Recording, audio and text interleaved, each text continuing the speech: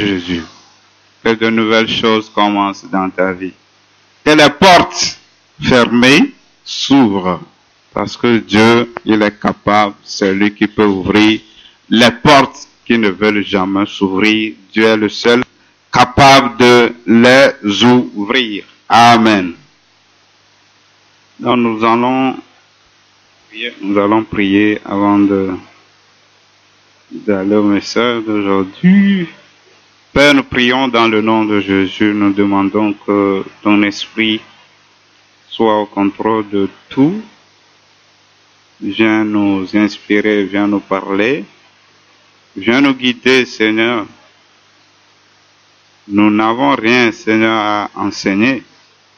C'est toi qui as quelque chose à nous apprendre ce soir. C'est pourquoi, Père, je prie d'accompagner le message, de toucher le cœur, de changer le cœur, de bénir quelqu'un à travers le message, de te révéler à quelqu'un particulièrement ce soir. Au nom de Jésus-Christ de Nazareth, qu'on reparte totalement changé, totalement transformé, qu'on ne soit plus les mêmes personnes. Dans le nom de Jésus, à toi la gloire, à toi l'honneur. Amen. Wesiamina, nyekluyo gbangolo, wenya menuvela mawe, wedenya gbeto, nyefutowo sime, ye odoa plona, nyeketowo nkume, nyema wesiamina ma, wesiamina, nyekluyo gbangolo, wenya menuvela mawe. Amen. Le Dieu de grâce, ma prière est que il toigne ce soir d'une huile fraîche. Ça ne marche pas?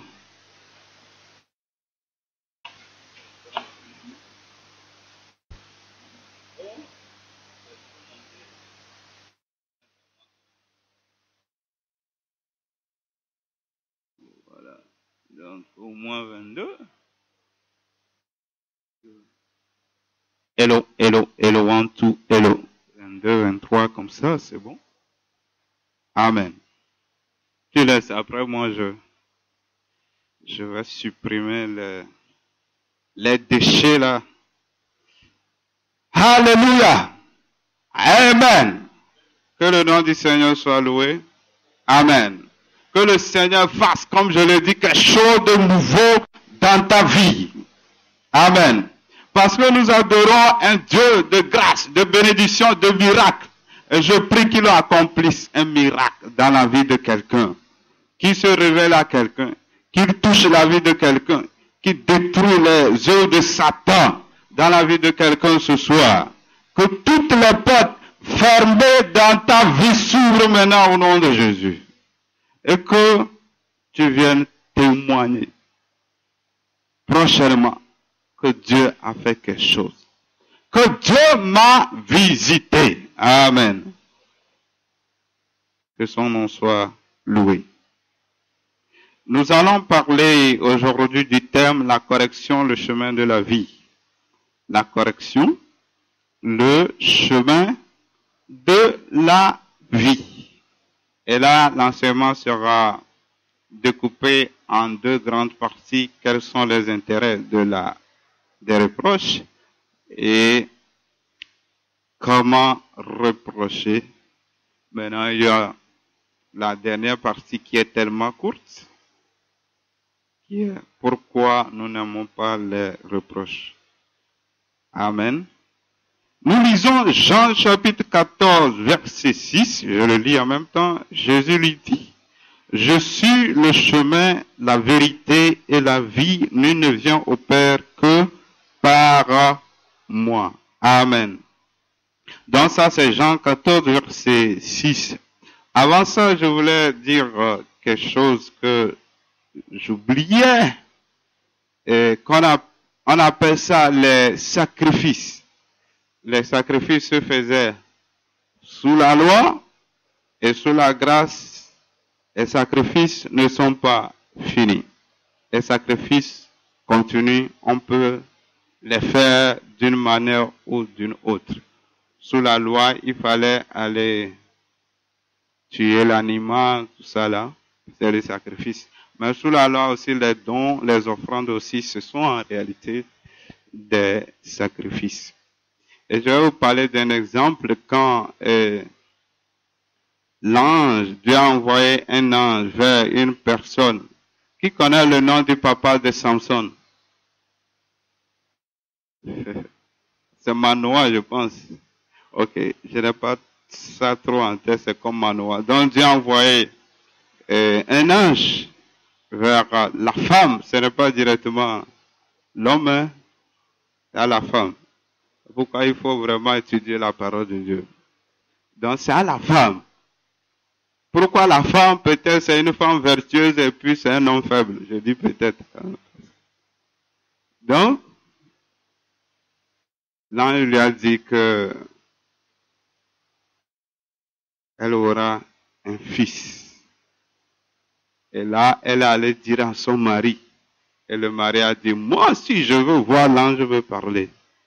Et quand l'ange est venu, le gars demande à l'ange, quel est ton nom? L'ange dit, pas question. L'ange dit, si tu veux, fais un sacrifice.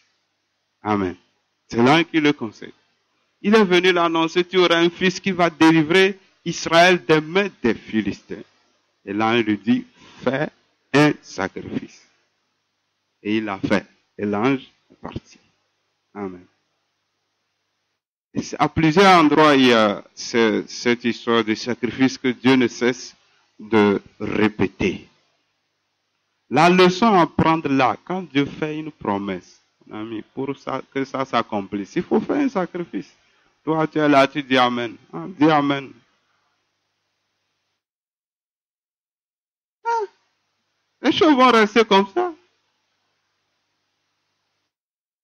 Et quand tu crois, je dis, je fais le sacrifice pour ce qu'on m'a dit. Et ça doit marcher. Amen. Maintenant, tu dis Amen. C'est fini. Donc, c'est ce que Dieu voulait nous apprendre ce soir. Si tu l'ignores, peut-être tu as raté beaucoup de choses parce que tu l'as ignoré. Tu as raté beaucoup de choses. Malgré que c'est le plan de Dieu, Dieu dit, fais un sacrifice. Il a fait. Je pense même dans le cas d'Isaac, Abraham a fait des sacrifices.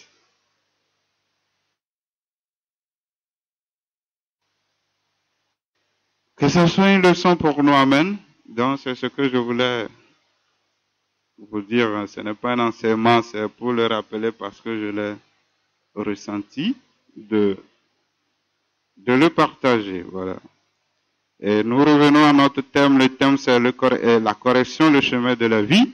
Nous allons parler de première partie, les intérêts des reproches. Voilà. Première partie, les intérêts des reproches. Jean chapitre 14 verset 6, Jésus lui dit, je suis le chemin, la vérité, la vie, nul ne vient au Père que par moi. Amen. Ici, je voulais mettre l'accent sur la partie où Jésus a dit, je suis la vie. Amen. Donc, il faut mettre vos pensées sur la vie pendant que je vais suivre la lecture. Proverbe chapitre 6 verset 23 aussi dit, car le précepte est une lampe et l'enseignement une lumière et les avertissements de la correction sont le chemin de la vie. Amen. Donc le Proverbe 6, 23 nous dit une chose intéressante, que les préceptes c'est la loi, ce sont quand pas des préceptes, ce sont des principes, quand pas des principes, ce sont des lois. Et qu'est-ce que ça, on dit c'est une lampe, ça éclaire. Cela veut dire que si tu ne connais pas, ça te donne la connaissance est appelée la lampe, la lumière. Quand tu es dans l'ignorance, tu es dans les ténèbres. Quand tu connais, tu as la lumière. Donc la connaissance des principes de la parole de Dieu est une lampe. Amen. Et la suite dit, l'enseignement est une lumière. C'est la même chose. Quand on t'enseigne, la parole, c'est la lumière. Il ne s'arrête pas là. Il dit, et les avertissements de la correction sont le chemin de la vie. Amen. Alors quand nous voyons ça, c'est comme bon. Donc, l'enseignement, lui, c'est la lumière. Et quant à la correction, c'est la vie. Est-ce que c'est ça? On va voir ça dans Jean 1, verset 1 à 4, va essayer de nous expliquer ce passage. Un autre passage biblique qui explique un autre passage biblique. Jean chapitre 1, verset 1 à 4. Au commencement était la parole, et la parole était avec Dieu, et la parole était Dieu. Elle était au commencement avec Dieu. Amen. Et toutes choses ont été faites par elle, et rien de ce qui a été fait n'a été fait sans elle. En elle était la vie, et la vie était la lumière des hommes. Amen. Donc la lecture de Jean chapitre 1, verset 1 à 4 nous révèle que Jésus est la parole, Jésus est la lumière, Jésus est la vie. Trois choses. Dans Jean 1, verset 1 à 4. Jésus est la parole, Jésus est la lumière, Jésus est la vie. Et quand nous retournons dans Proverbe 6, c'est verset combien là? 23, voilà. Quand nous retournons dans Proverbe chapitre 6, verset 23, où en réalité il parle de deux choses. Là, il parle de deux choses dans Proverbe 6, 23. L'enseignement de la parole de Dieu est la lumière et les avertissements ou les reproches et les corrections, c'est le chemin de la vie. Deux choses. Ok. Jean chapitre 1, verset 1 à 4, nous révèle que la lumière, c'est la vie.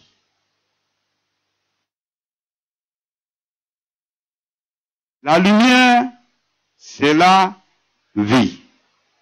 Cela veut dire que si je retourne dans Proverbe 6, là où il dit l'enseignement c'est la lumière, je peux dire l'enseignement c'est la vie.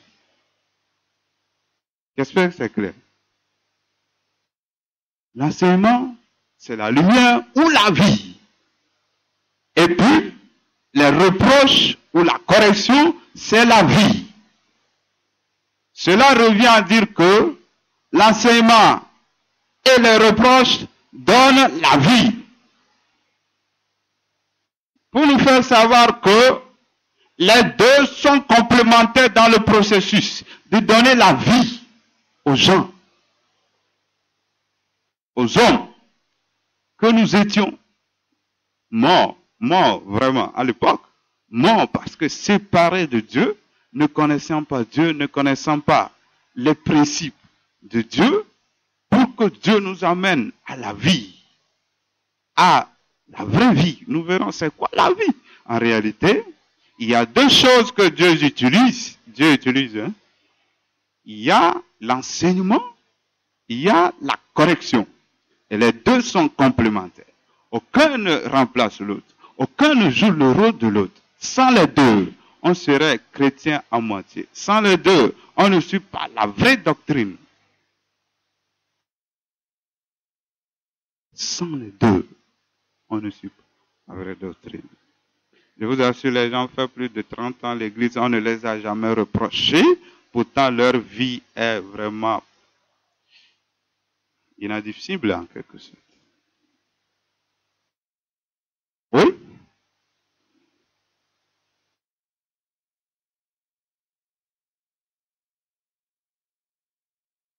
Et j'ai pris un exemple. Vous savez, quand un maçon, vous connaissez les maçons, ceux qui construisent, Quand il construit un mur, il mélange le ciment avec le sable, on met l'eau et puis on peut construire le mur comme ça là. Quand ils sont en train de construire, de monter le mur, il y a quelque chose qu'ils prennent pour que le mur soit droit. Je ne connais pas le nom. C'est comment on appelle ça? Niveau, voilà. Uh-huh. Donc, en construisant le mur, ils utilisent le niveau pour que le mur soit droit. Donc, sans le niveau, le mur sera gondolé. Ou bien, et ça peut tomber. C'est ça. OK. Donc, le mur que le maçon construit, c'est ça l'enseignement. Et le niveau, c'est ça la correction. Donc, si on enseigne un chrétien, il apprend des choses. Si on ne le corrige pas, il va tomber. Il ne sera pas droit, il sera maladroit. C'est-à-dire, on le voit chrétien, il connaît des choses même maladroit, gondolé, bancal. Oui. Il n'est pas vrai disciple de Jésus, mais est un chrétien. Oui.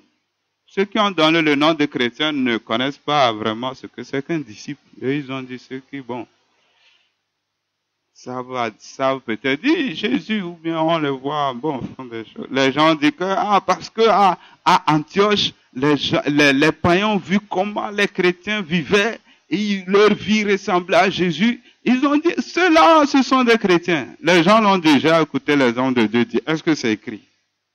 Est-ce que, ou bien, ils font leur déduction? Est-ce qu'on vous a dit que c'est parce qu'ils ont vu, ils vivaient comme Jésus, c'est pourquoi on les a appelés chrétiens?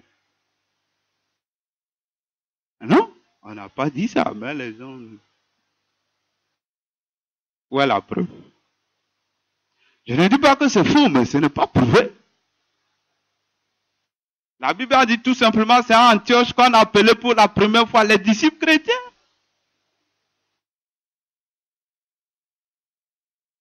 Chrétiens, dans ça, il y a Christ. C'est vrai, quand même. Des gens qui croient en Jésus. Si eux, ils ont trouvé que c'est parce que les gens parlent de Jésus, on les appelle chrétiens. Et les gens, nous, on va dire que parce qu'ils vivent comme Christ. Et là, ce n'est pas justifié. Hein?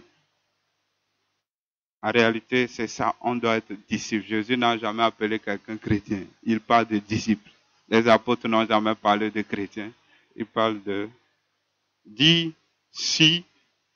Donc, disciple, il doit être bien droit. Autrement, sa vie. Et même, il risque d'être plus dangereux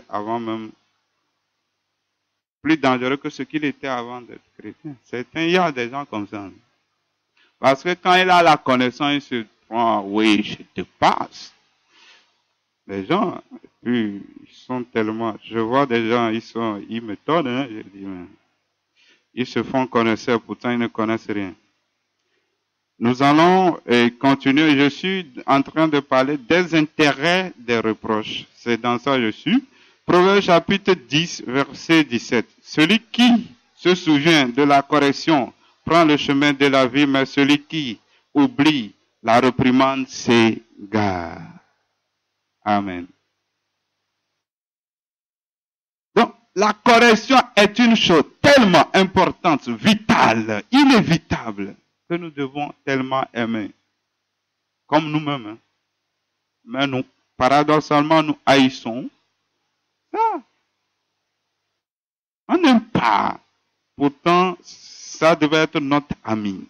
On dit, c'est le chemin. Et on dit, celui qui se souvient de la correction prend le chemin de la vie. Amen. Prends le chemin. Presque la même chose dans Proverbe 6, 23. Donc, ça veut dire que Dieu te dit que Dieu t'enseigne ce soir que tu dois changer quoi? Ta mentalité pour savoir que c'est dans ça, c'est dans les reproches, dans les corrections que je peux prendre le chemin de la vie, que je peux mieux connaître Jésus, que je peux connaître Christ, que je peux vivre la vie de Jésus, que je peux plaire à Dieu, que je peux avancer, évoluer. Que ça soit ancré en nous, que ça change notre mentalité ainsi. Sinon, on va rester sur place. on n'évoluera pas. Proverbe 12, 1 nous dit aussi, celui qui aime la correction aime la science. Celui qui aime la réprimande est stupide. Amen. Vous voyez? Donc, un chrétien qui, quand on le reprend, il est fier, parce que c'est par ça qu'il change. Dieu dit qu'il est quoi? Sage. Et on dit il aime la science. Quand on parle de la science, c'est un niveau élevé de la connaissance.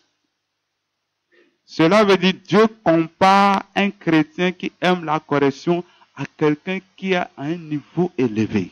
Par rapport à celui qui a étudié les choses, les théologies, tout ça là, qui écoute les meilleures prédications du monde.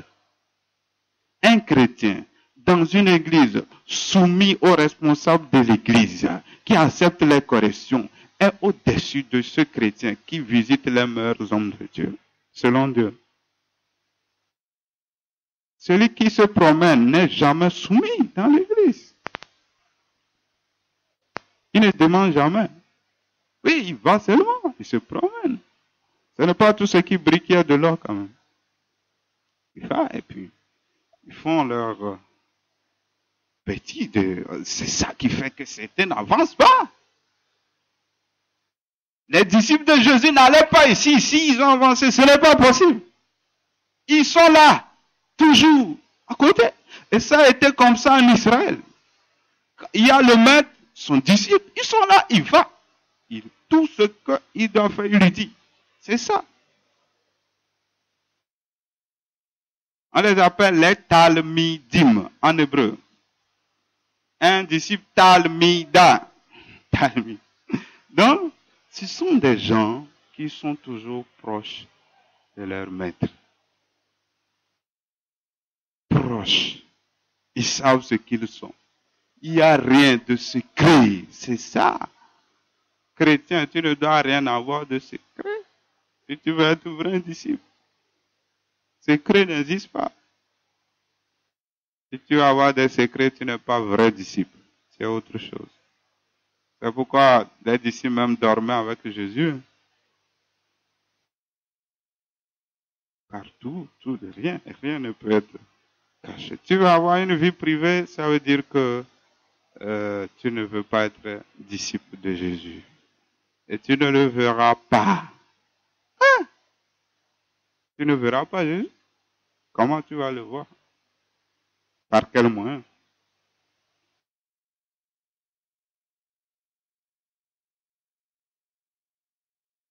Proverbe 13, 18 dit, la pauvreté et la honte sont le partage de celui qui rejette la correction, mais celui qui a égard à la réprimande est honoré. Amen. Vous voyez, Dieu dit maintenant la pauvreté. Donc quelqu'un qui n'aime pas la correction peut demeurer pauvre, que ce soit financièrement ou côté spirituel. Pauvre. Cela veut dire que dans le domaine spirituel, il est bloqué, limité, il ne peut pas opérer, il y a des montagnes, il ne peut pas prier pour que ça se déplace parce qu'il refuse les reproches. Il y a des montagnes qui ne bougent jamais, il peut aller apprendre, se promener. Il est pauvre spirituellement. C'est-à-dire, il est léger. Celui qui refuse, celui qui ne se soumet pas, tout ça là, est léger comme un chiffon. Un chiffon. Un démon qui peut-être, je l'estime qu'il pèse 25 kilos, va soulever ce chrétien. C'est ça.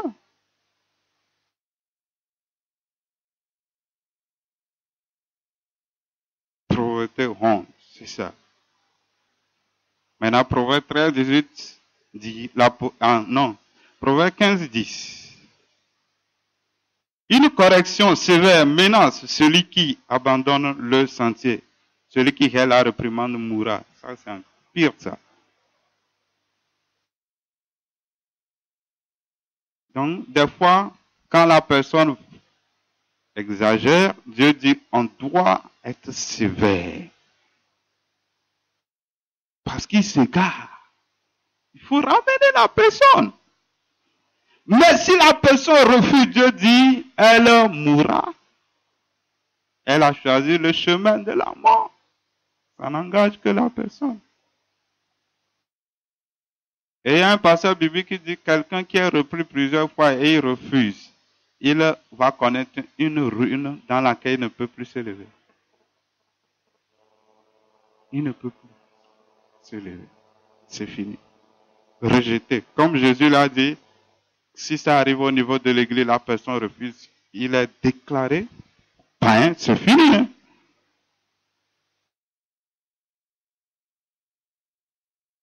Deux Timothée 4, versets 2 à 4.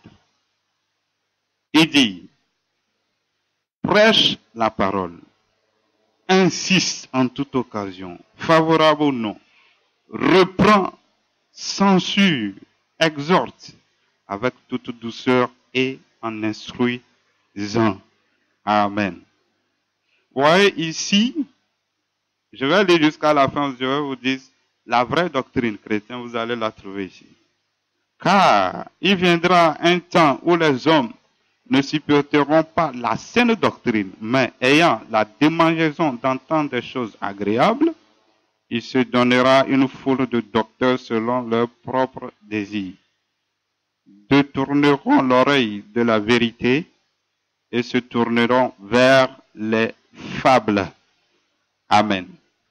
Donc ici, à partir du verset 2, 2 Timothée 4, verset 2, l'apôtre Paul dit à Timothée que ce qu'un vrai serviteur de Dieu doit faire quand il est dans l'exercice de son métier de serviteur de Dieu, il doit prêcher, il doit insister, et puis il doit reprendre et censurer 4 choses. Quand il ne le fait pas, il n'est pas un vrai. Il n'est pas vrai. Enseigne, insiste, reprend, censure. Amen. Censure, ce sont des sanctions. Donc, censure est au-delà des reproches. Sanction peut te discipliner. C'est ça la saine doctrine. Et Paul dit quoi? Qu'il y aura un temps où les gens ne vont pas accepter la saine doctrine que Jésus a amenée. Ils vont préférer qu'on les enseigne seulement. Et c'est doux à l'oreille. Je peux vous faire un enseignement de repentant qui sera doux, hein? Oui. Je peux faire le show ici. Les gens préféreront ça, qui est une doctrine satanique. Parce que Satan sait que quand il y a ça, personne ne changera. Enseignement seul, ça s'arrête là. S'il faut reprocher, alors il faut aller très doucement. Ah, il faut faire attention de ne pas blesser la personne. Hein? Ah, attention, parce que c'est un œuf. Les femmes disaient elles sont des œufs de Jésus, donc elles risquent d'être cassées. Amen.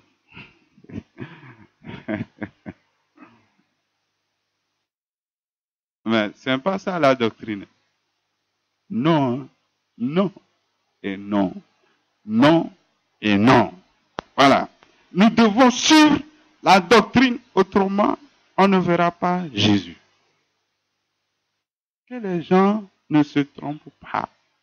Nous ne verrons pas le Seigneur si nous ne suivons pas sa doctrine. On peut se tromper. On peut venir prêcher ici, tout ça. Il nous dira, je ne vous connais pas. Vous n'êtes pas dans ma doctrine. Je ne vous connais pas.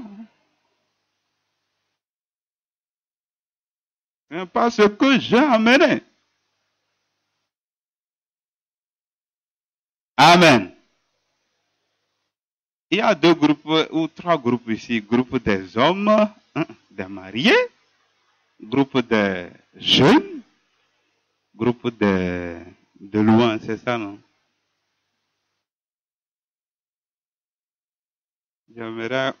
J'espère que tout se passe bien dans tous les groupes. Mariés, jeunes, louanges. J'espère que tout se passe bien dans la discipline dans la soumission, dans l'humilité. Ou est-ce que ce n'est pas le désordre dans ce groupe? Dans les trois groupes.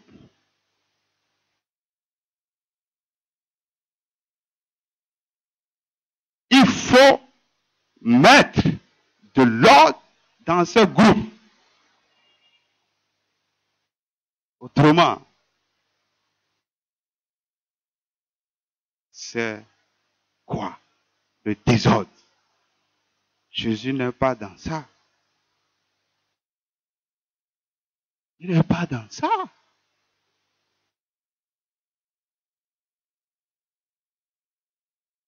Pour moi, je ressens que bon, je suis une fois venu au groupe de jeunesse, au moins je viens. Dans le groupe, ça ne va pas. Je le ressens, je ne suis pas là, mais c'est ce que je ressens. Vous pouvez dire le contraire. Je n'y suis pas, mais ça ne va pas. Il n'y a pas la vraie soumission, l'ordre, discipline dans le groupe. Oui, je le dis. Donc, il faut veiller à mettre de l'ordre. Amen. Que chacun fasse son devoir dans ce qui il est. Nous, on reçoit les instructions de Dieu, on les dit. Il faut pratiquer. Ça ne vient pas de moi.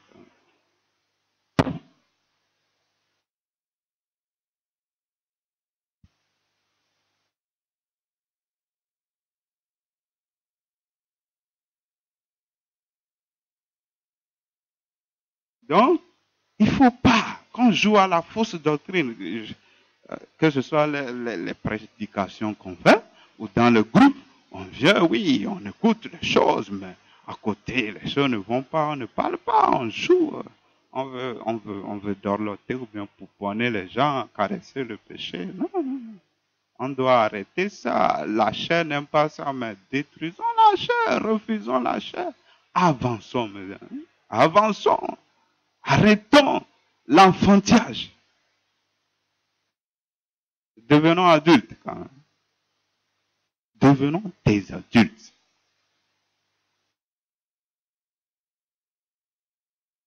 Je le dis parce que s'il y a de l'or, certains vont trouver que c'est de la méchanceté. Non. Ce n'est pas la méchanceté. C'est pour votre bien. Ah bon, des fois, les anciens veulent ne pas faire parce que les gens vont dire il faut plaire à Dieu qu'aux hommes. Hein. Si tu veux faire, un homme de Dieu veut faire comme Aaron, il va fabriquer un veau d'or. Tout homme de Dieu qui veut écouter le peuple, au lieu que Dieu fait un veau d'or, tombe dans l'idolâtrie. Oui, tombe dans l'idolâtrie. Si on voulait écouter les gens ici, on ne peut pas exister. C'est du désordre qu'on aurait fait. Si le chrétien parle venant de Dieu, il n'y a pas de problème. Si c'est ses sentiments, on va foutre pas avec. Il va donner les ordres à Dieu.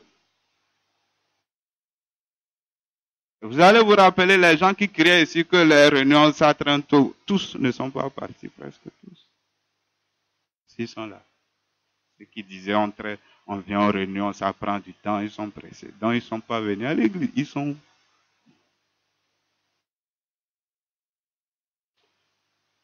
Amen.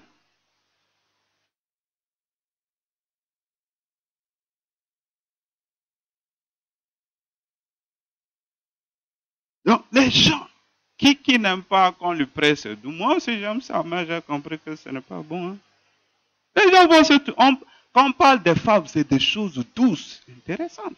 Les gens prennent la parole de Dieu pour faire de ça des fables. Aux gens qui leur plaît, ils sont contents, on lui prêche. Mais il est là, dans son coin, orgueilleux, arrogant, tout ça, là, on ne lui dit jamais. Mais on lui prêche. On peut dire ne sois pas arrogant, c'est mauvais, tout d'une certaine manière. Et puis il est dedans. Comme ça, oui, il n'est même pas conscient qu'il fait des choses anormales. Oui, c'est ça, des fables, des choses qui sont douces. Alors, quand ça ne va pas, non. Vous savez, quand un chrétien malade, on doit le soigner avec Nivaquine. Ce n'est pas avec les hamburgers ou bien le sucre.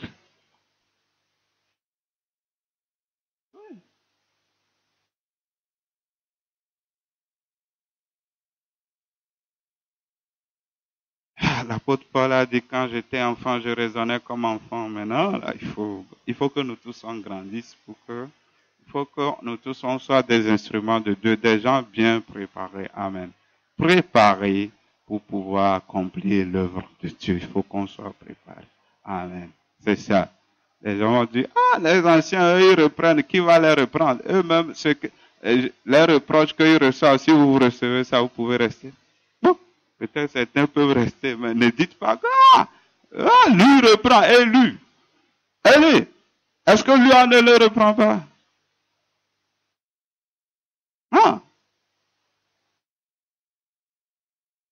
Tu veux que Jésus descende pour venir te reprendre? Si c'est Jésus qui est devant toi, tu vas l'insulter? Oui, c'est la même chose. Amen. Aujourd'hui, l'enseignement d'aujourd'hui, je veux que ça puisse prendre une certaine allure, c'est-à-dire je permets une question à laquelle les gens peuvent répondre. Cela n'arrive pas, mais moi je veux le faire comme ça. Un mercredi, j'avais posé la question, donc je vais la reposer, parce que je viens de parler des reproches. Maintenant, je vais poser la question, comment reprendre? Alors ceux qui ne sont pas là vont essayer de répondre selon eux. Comment reprendre et reprocher? Voilà. Comment reprendre ou reprocher une personne, un chrétien? Comment les anciens doivent reprendre?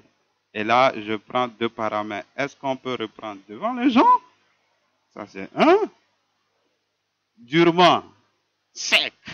Voilà. C'est ça la question. Comment reprendre durement, sec ou dur devant les gens ou en catimini, en retrait entre la personne et les anciens en quelque sorte. Oui, qui veut répondre.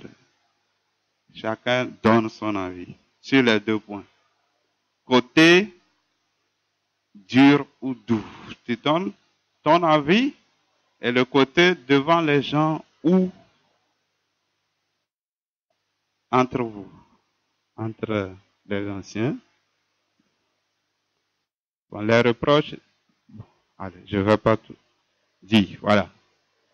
Qui veut parler ou qui veut parler? Ou bien la question n'est pas claire. Oui, la sœur bébé. Amen.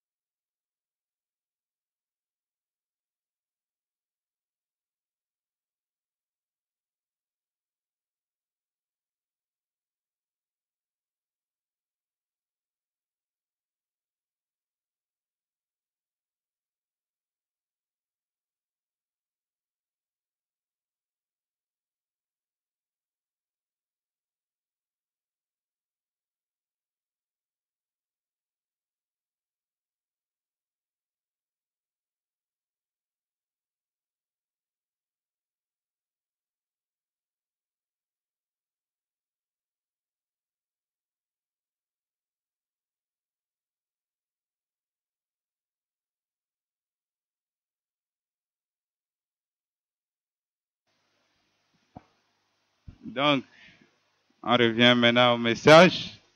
Après les questions qui n'ont pas été écoutées par ceux qui vont m'écouter sur Internet, c'est vrai. Et puis, je posais la question, comment reprendre? Chacun dit on peut reprendre dur ou avec douceur, et on peut reprendre devant les gens ou en cachette, pour que les gens ne sachent pas ce qui s'est passé. Amen.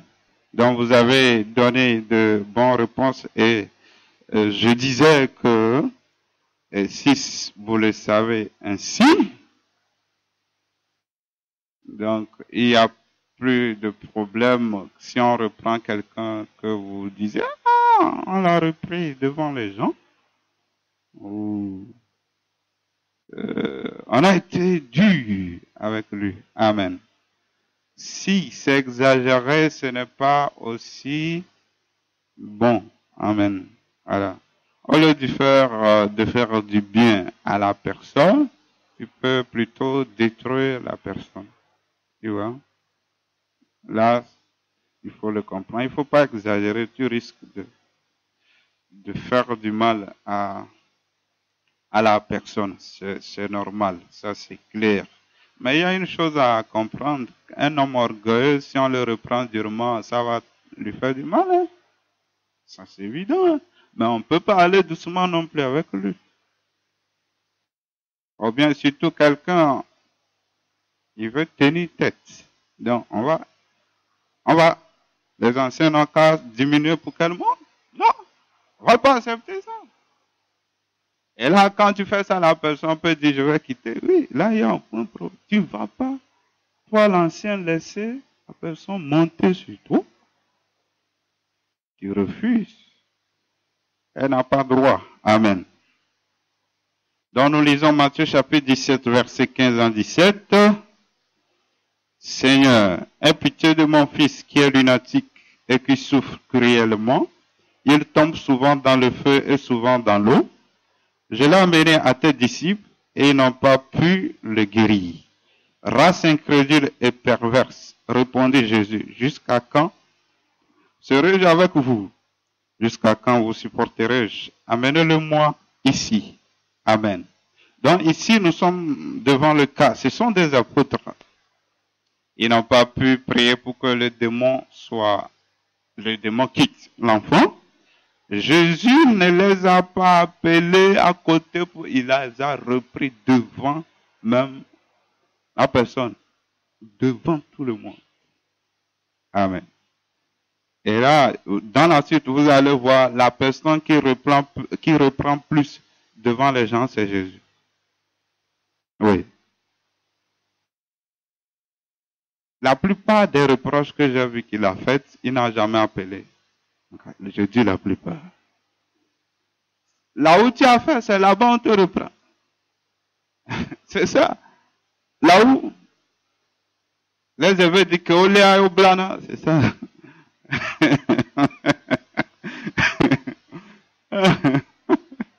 C'est là où tu as fait la chose.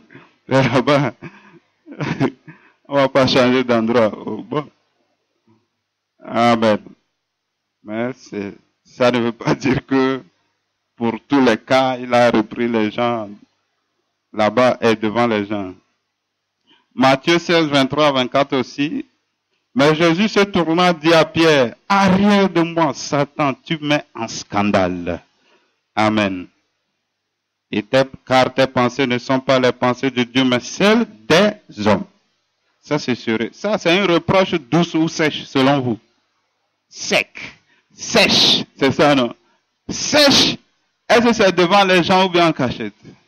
Devant les gens. Voilà. Reproche sèche et devant les gens. Pas facile à supporter.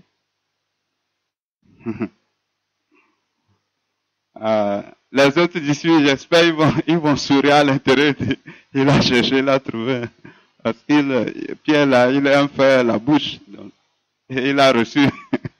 Prochainement, il va rester tranquille. Mais lui, là, il ne reste pas tranquille. Il va encore dire à Jésus, même si d'autres te renient, moi, je ne te renierai jamais. Il va le dire encore.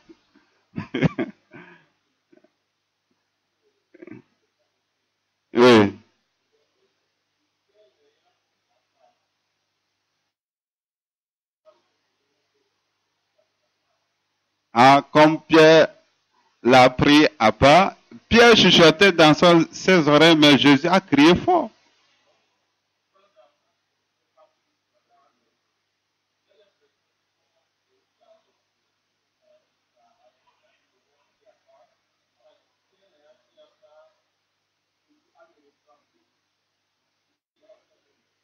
Le verset 24 dit le contraire. Dit, alors Jésus dit à ses disciples, les disciples étaient là-bas. Tu vois ça? Tu vois? Alors, c'est-à-dire, quand Jésus a dit, arrête de moi Satan, alors il dit, vous voyez ça? Si quelqu'un veut venir après moi, qu'il renonce à lui-même, qu'il se charge de sa croix et qu'il me suive. Amen.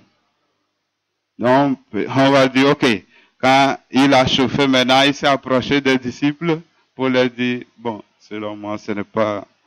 On va pas s'attarder sur ça quand même, mais selon moi, ça a été quoi? La version V. Oui. À 24, vas-y.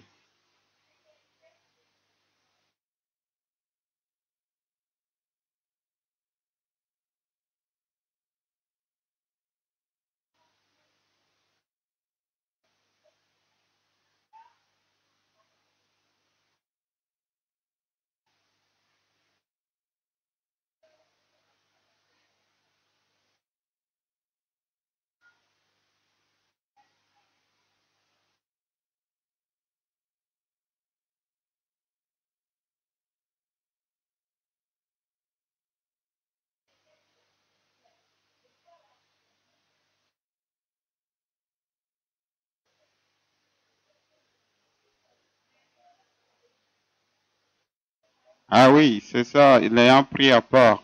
Il l'a appelé et il lui a parlé, voilà. Et Jésus s'est tourné, arrête de moi, Satan. Si tout à l'heure, tu m'as pris, tu vas parler. Lui, certainement, il a parlé doucement. Mais si moi j'écris, les autres vont entendre. Et là, la Bible dit, alors Jésus dit à ses disciples. Et selon moi, si je peux même analyser, il ne peut pas tirer Jésus et l'amener loin. Il le respecte. Il ne peut pas le prendre, amener loin comme ça. Et il est venu le dire, s'il te plaît, je vais te parler. Il a chuchoté dans ses oreilles. Il ne va pas le tirer, l'amener loin comme ça.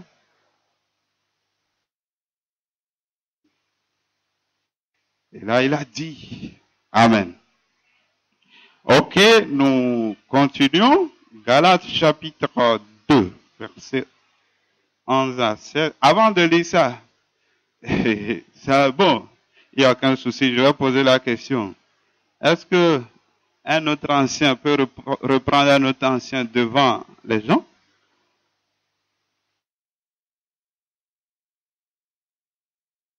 C'est possible ou pas?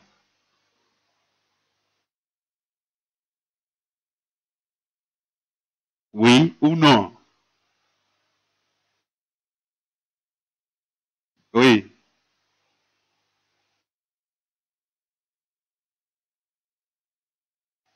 Selon toi, non. Voilà. Selon Augustin. Oui.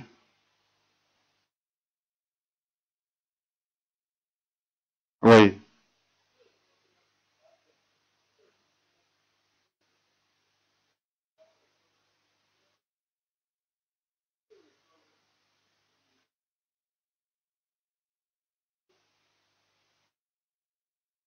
Amen. Oui.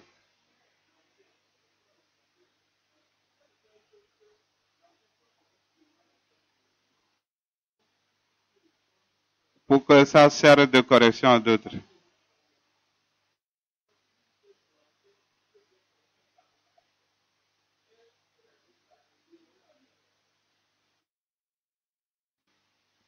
Ils vont commettre le même péché?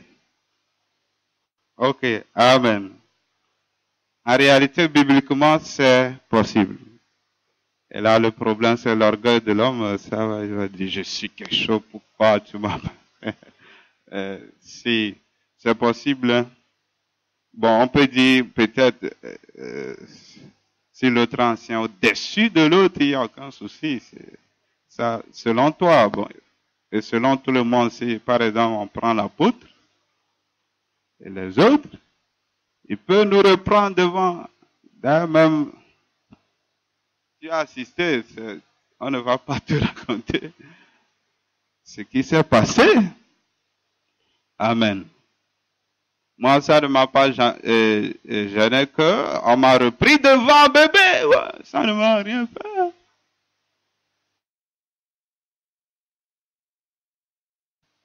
Amen. Grandissons un peu. Et avançons. Je me rappelle, bon, c'est ça, il faut être aussi sage. L'autre fois, vous savez, je n'aime pas cacher des choses qui sont publiques. Bébé m'appelait, disait, ce que je disais devant les gens, c'est un autre ancien, il fallait l'appeler. Je dis, mais je ne parlais pas à un ancien. Tu as fait une mauvaise analyse, je ne m'adressais pas à lui. Amen. Galates chapitre 2, verset 11. Tout, quand il y a des choses, il ne faut pas les cacher, il faut dire devant les gens. Galates chapitre 2, verset 11 à 16. Mais lorsque Céphas vint à Antioche, je lui résistai en France parce qu'il était répréhensible. En effet, avant l'arrivée de quelques personnes envoyées par Jacques, il mangeait avec les païens et quand elles furent venues, il s'esquiva et se tint à l'écart par crainte des circoncis. Avec lui, les autres juifs usèrent aussi de dissimulation en sorte que Barnabas même fut entraîné par leur hypocrisie.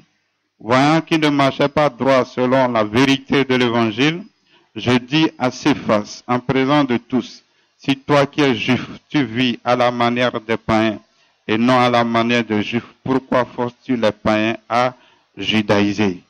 Nous sommes juifs de naissance et non pécheurs d'entre les païens.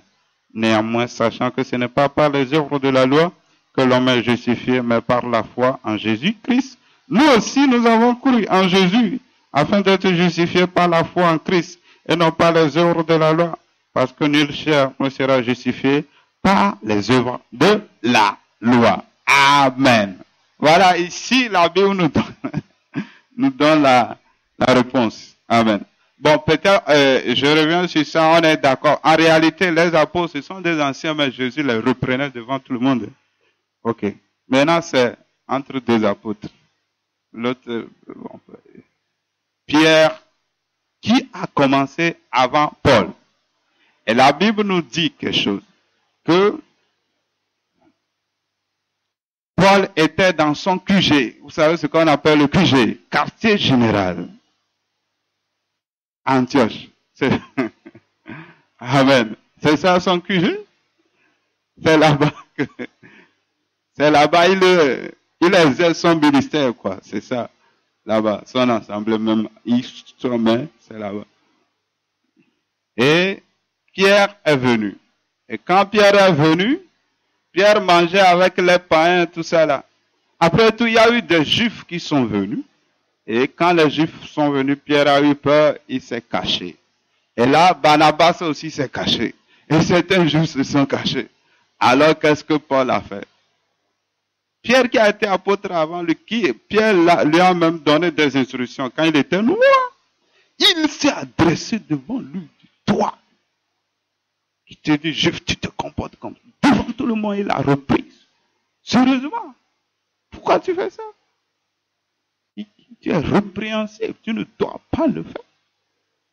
Wow! Mais, vous savez, Pierre, c'est quelqu'un à un niveau élevé. Ça ne lui a rien dit. Si c'était une autre personne, ça serait la catastrophe. C'est quelqu'un bien formé. Ce n'est pas enseignement, c'est ça, on dit. La correction, c'est le chemin de la vie. Lui, il est sur le chemin de la vie, ça ne lui a rien dit. Il est mort avec Christ. Jésus l'a formé, les reproches, tout ça là. Il a compris l'intérêt, tout ça là. Donc, si la personne a droit, il sait pourquoi Paul a dit devant les gens, pour que tous les juifs sachent que ça, ce n'est pas bon. Amen. Et c'est insuffisant. Dieu a voulu que ce que Pierre a fait en l'an peut-être 30 ou 40 soit su par les chrétiens en 2019 aujourd'hui. Vous voyez ça? Tous les chrétiens qui lisent la Bible savent que Pierre a fait ça. Vous voyez ça? Vous voyez? C'est tout simplement pour nous dire quand nous cachons nos choses, c'est l'orgueil qui nous gêne. Pierre s'en fout quand on parle de son défaut. Il sait que tel qu'il a le défaut, comme on parle à d'autres, ça veut dire que quoi? Il doit savoir qu'il est humain comme eux et que quand il tombe dans ça, il peut se repentir. Qu'ils ne sont pas des gens extraordinaires. Sur tout ça là. Paul parle à des chrétiens qui ne sont pas mûrs comme Pierre. Il leur dit ce que Pierre a fait. Publiquement, à tout le monde, jusqu'à nous aujourd'hui. Tout le monde, le plus jeune c'est Edinam, tu le sais ou pas? Ou bien toi, tu ne nous suis pas? Hein? Qu'est-ce que je dis? Je parle de qui? Pierre et qui? Paul. Qui a reproché son prochain? Qui a reproché qui? Il a fait quoi?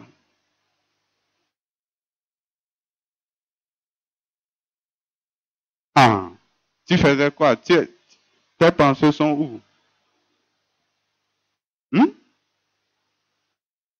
Ailleurs. C'est ça. Tu es ici ou ailleurs? Tu vas sortir faire le tour de l'église, 7 tours, et tu vas revenir. Comme ce n'est pas que le mur de Jéricho qui va tomber.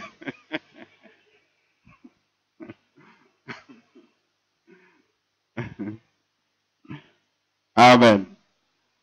Donc, voilà, on l'a attrapée, elle est là, elle est distraite. Il ne faut pas être distrait à l'église. Hein. Il faut suivre. Amen. Voilà des choses. Donc, si les gens voient ça ici, ils seront étonnés. Ils vont dire, mais pourquoi vous faites ça? Mais pourtant, c'est biblique. Et je suis en train de me dire que nous ne vivons pas tellement la parole. Ça fait que quand nous voulons aller aux Écritures, les gens trouvent qu'on est mauvais. Oui, les gens vont trouver ça. Si nous voulons vivre comme Jésus a vécu, les gens vont nous traiter de tout. Pourtant, on ne peut pas refuser. On est obligé. On est obligé d'avancer, de foncer, de mourir avec Christ et d'être ressuscité avec lui. Nous sommes obligés. Quand ça ne plaît pas à notre chair, on doit dire non à la chair. On doit dire non à la chair. Et nous devons avancer.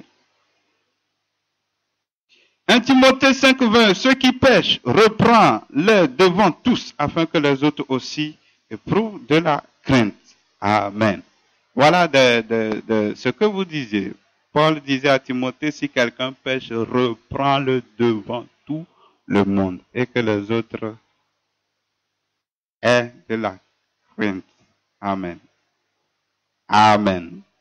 Ce n'est pas inventé. Cela a été pratiqué par Jésus. Paul n'était pas là-bas, mais il a ça par révélation. Ou bien dans la culture juive.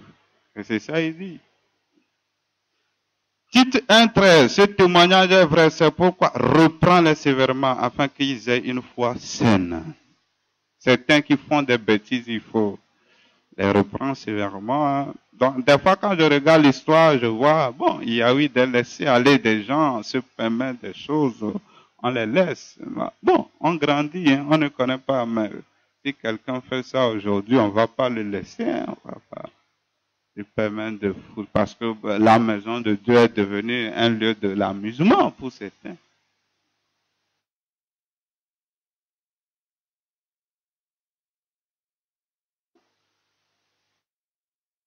Jésus n'est pas venu se donner à la croix pour que nous nous amusions, non. Luc 11, verset 27 à 54.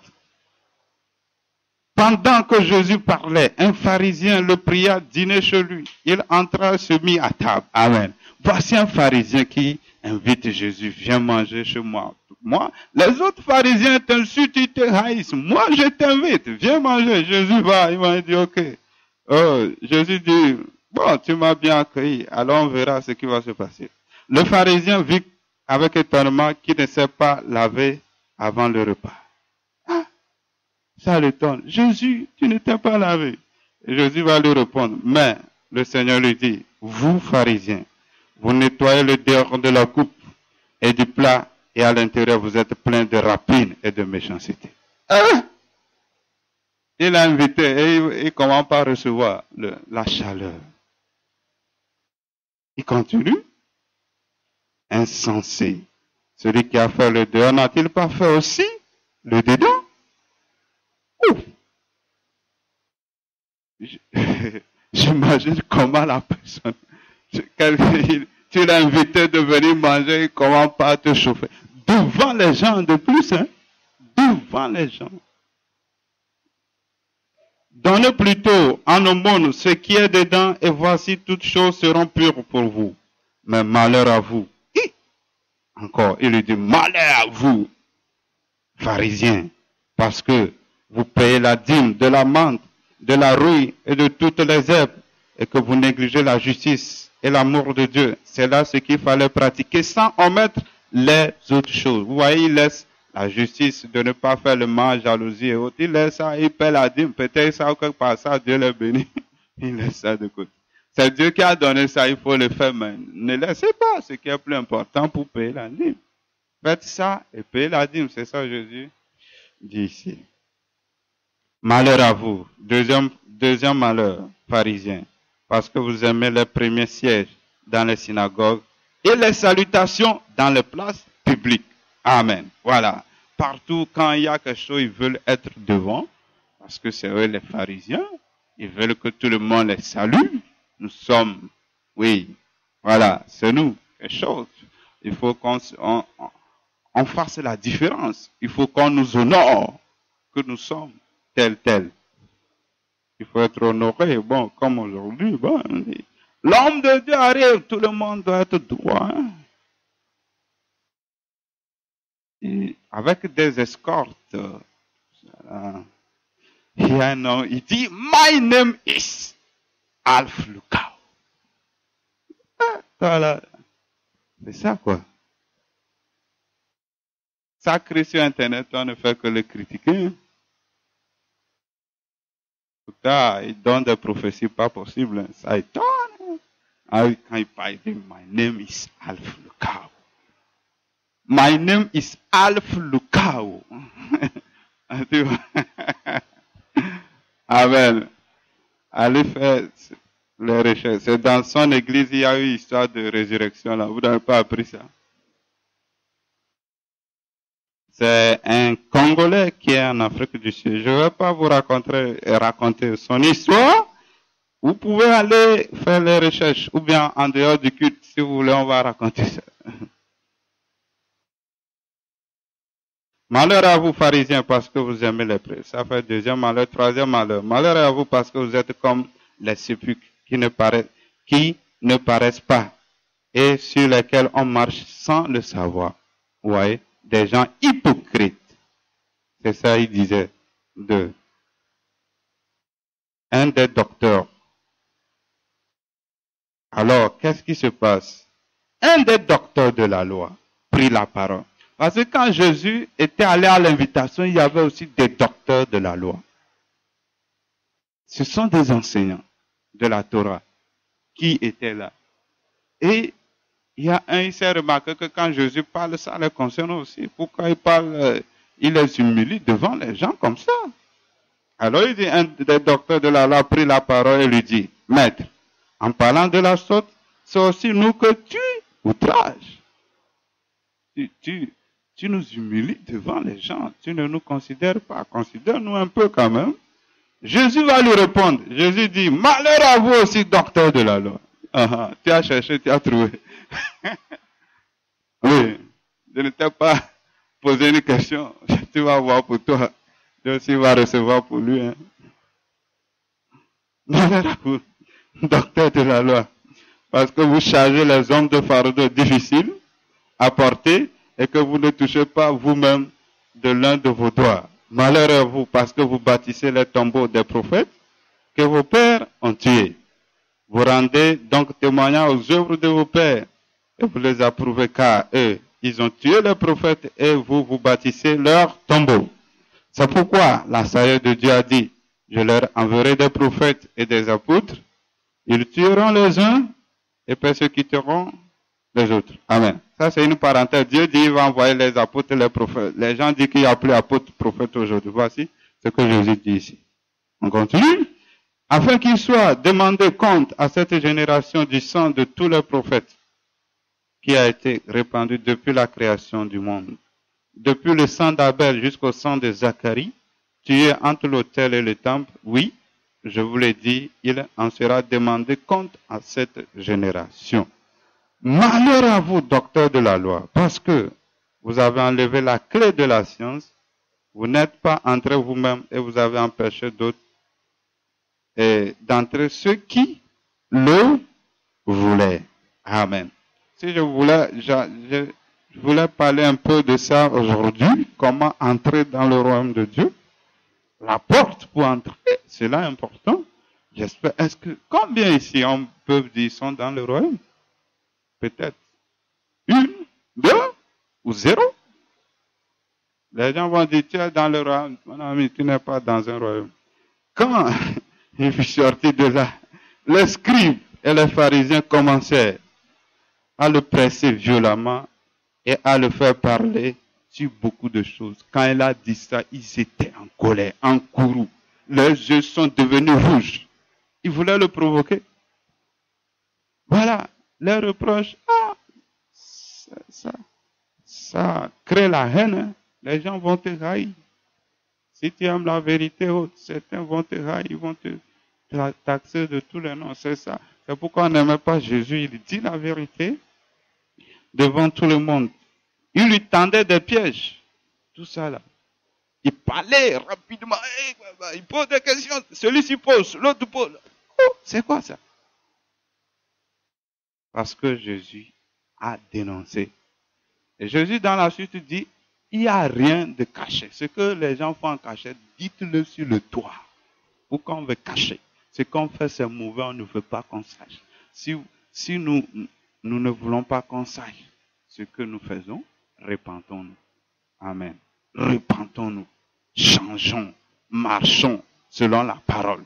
Alors tout peut être révélé. Vous voyez ça? Chez Jésus, rien ne doit être caché de ce que nous faisons. Tout doit être révélé. Révélé. Tout. Rien ne doit être caché. Si on vient ici, on parle, tel a fait ça, les gens vont commencer par crier, tu es venu dire ce que j'ai fait. Ah, ok. Si c'était Jésus là, tu vas voir. Hein? Amen. Mais que Dieu nous aide, ce n'est pas l'homme, nous, fait de chair. Nous venons de loin. On était loin de Jésus. C'est maintenant on s'approche. Donc il y a beaucoup de choses à faire. Amen. Il y a beaucoup de choses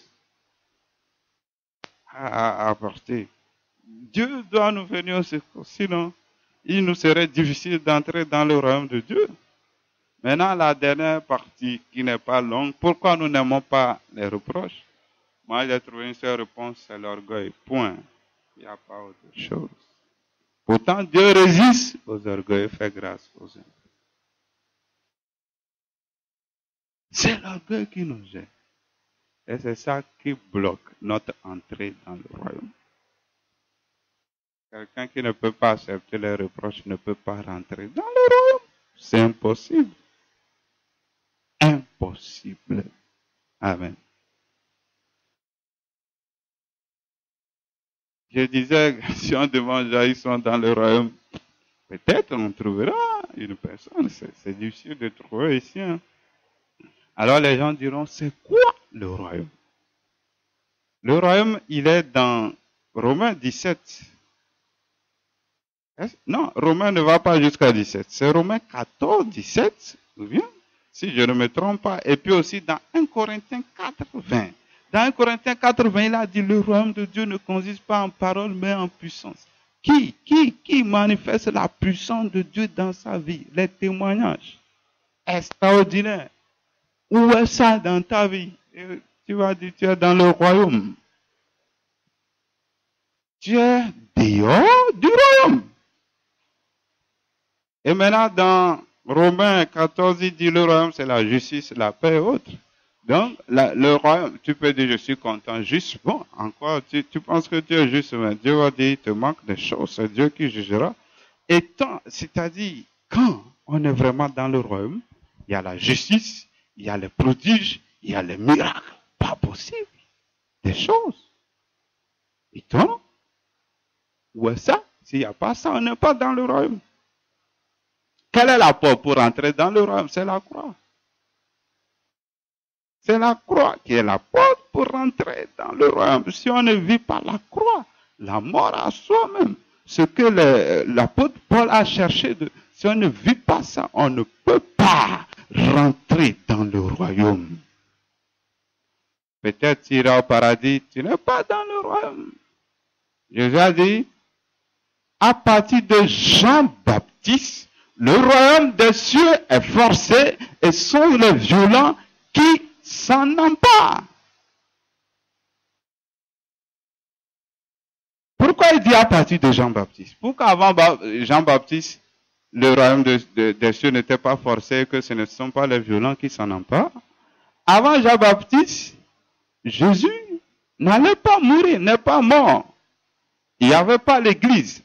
C'est-à-dire que la mort de Jésus, qui pour nous constitue la mort à nous-mêmes, ce n'est pas, avant Jean-Baptiste, ça n'a jamais existé.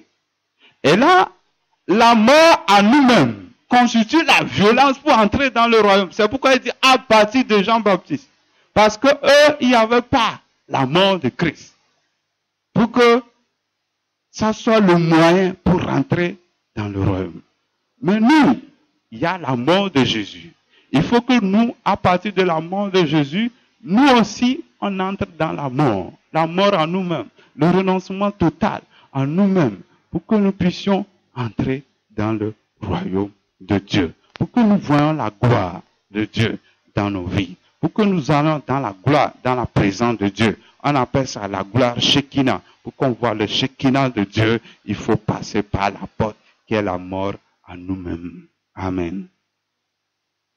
Donc, sans les reproches aussi, on n'ira pas. On sera là.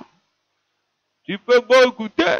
Le maire, tu ne rentreras jamais. Impossible. Il ne rentrera pas. Que Dieu nous aide. Amen. Et que la mort de Dieu soit grand dans nos cœurs. C'est ce que je voulais prêcher aujourd'hui, mais Dieu m'a amené à prêcher autre chose. Il faut que ça soit l'amour. Le vrai amour, c'est ça aussi. Quand tu viens devant Dieu, tu n'es pas pressé. C'est aussi un pas qui te permet de rentrer dans le royaume. Quand tu aimes quelqu'un, tu aimes rester à côté de lui. Je vous assure. Si ça ne change pas, on ne peut pas avoir la présence, la puissance. Il y a certains démons, ils ne nous feront jamais. Il faut que, comme on vient le samedi, je dis, c'est pour Dieu. Je veux rester devant Dieu. Je veux rester devant Dieu. Je veux voir Dieu. C'est pourquoi dans l'adoration, je suis là, je ne m'inquiète pas. C'est pas l'adoration dans la présence de Dieu. C'est le temps à prendre pour être dégagé de l'âme, de la chair. Il faut un temps. Ça peut aller à 1 heure, à 2 heures. Qui sont prêts à faire ça? Si on n'est pas prêt, comment on verra Dieu? Comment on verra Dieu agir? Il y a des choses de la semaine qui doivent partir pour qu'on arrive au niveau de l'esprit. Parce que dans le temple, il faut aller au parvis, après le parvis, le saint, après le saint des saints. Souvent, nous, on s'arrête au parvis, on n'arrive même pas dans le lieu saint. Oui?